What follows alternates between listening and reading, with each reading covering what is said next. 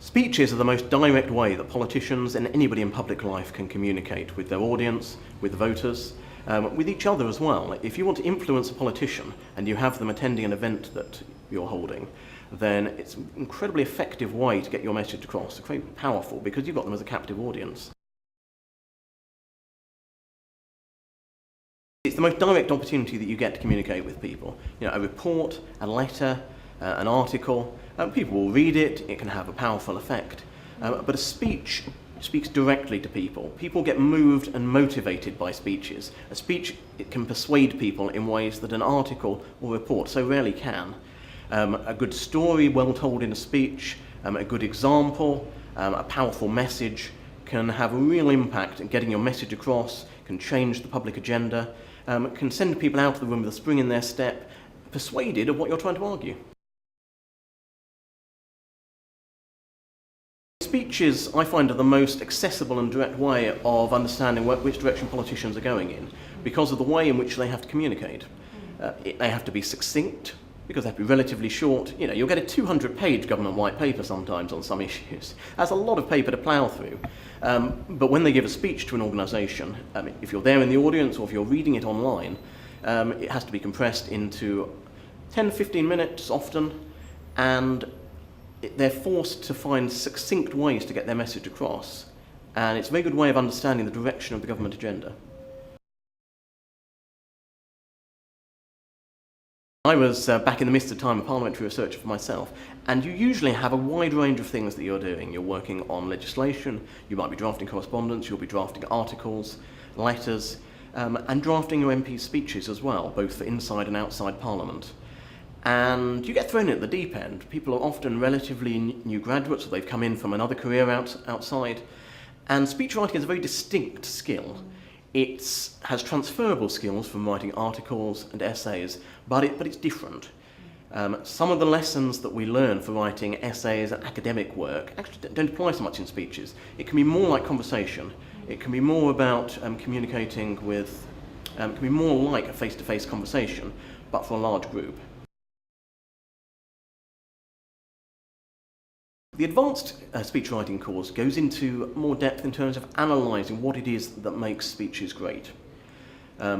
We cover very briefly the techniques that people should already know about the main rhetorical devices, and we then talk about the different ways in which you can structure a speech. And we then deconstruct some great speeches, which include speeches by politicians, by business leaders, by people in the public sector as well, and look at what it was that made those speeches great, whether it's an after-dinner speech, whether it's a party conference speech, whether it's a speech given to a conference or in a trade situation. And what's the structure? So often, one of the things we need to do with speeches, as opposed to articles, is we need to have a logical structure that flows through to take people on a logical journey. Because if you lose them, it's very hard to get them back.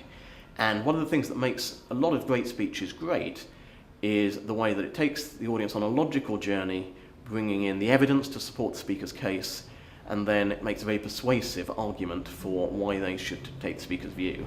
And what we do in advanced speech writing here at Parley Training is we analyse these particular speeches and what it is that made them so successful. And we also look at the rhetorical techniques, the other devices, good use of quotations, etc. It's a wide range of things that ought to come together to make compelling speeches. Speech writing is different. Speech writing is about, it has lots of transferable techniques from writing articles, from media work, but you're communicating for the ear rather than for the eye. And there's some very distinct differences about that. It's about taking people on a journey. It's about setting out the evidence, it's about putting the persuasive case, and you need to do it in a much more logical and structured way than you can sometimes get away with. And one way that I often compare speeches to articles is it's like comparing a TV or radio news broadcast to reading a newspaper. There are fewer words in a 20-minute news broadcast than there are on one page of a broadsheet newspaper. And if you're turning an article, if you're used to writing articles and you're now writing a speech, or if you're used to writing reports and are now writing a speech, the sorts of techniques that a journalist going from print to broadcast has to adopt, the sorts of things you need to think about too. It's about getting a message across in a briefer but still very compelling way. Because you've got people's attention, but only for a very short space of time. So you've got to be succinct, You've got to use phrases and metaphors and sound bites which are memorable, compelling, and stay with them after they leave the room.